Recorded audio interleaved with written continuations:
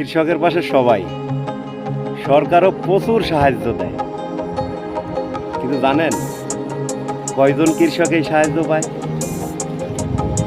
সরকার এত প্রণোদনা,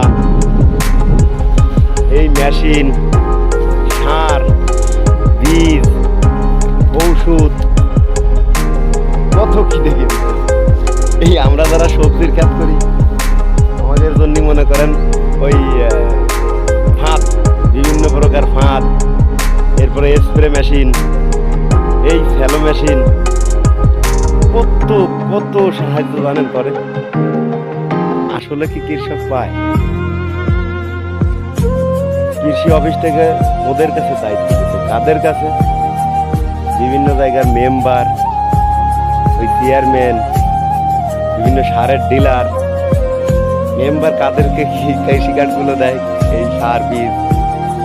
মেম্বার তার আশপাশে যারা নির্বাচনের সময় ছিল তাদের সাথে করছে, তাদেরকে দেয়।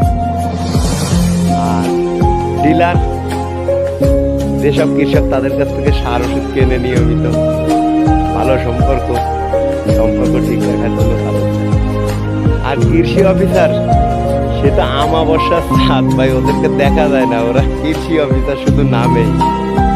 ওরা বড় বড় হোটেল, রেস্টুরেন্টে আপনার বিভিন্ন সভা সেমিনার করে, মুষ্টিমেয় কিছু লোক, কুমড়া, তামসা, এদেরকে সাথে করে নিয়ে ওই কিছু সেমিনার করে কিছু ছবি তোলে, ছবি তুলে সবাই দেখায়।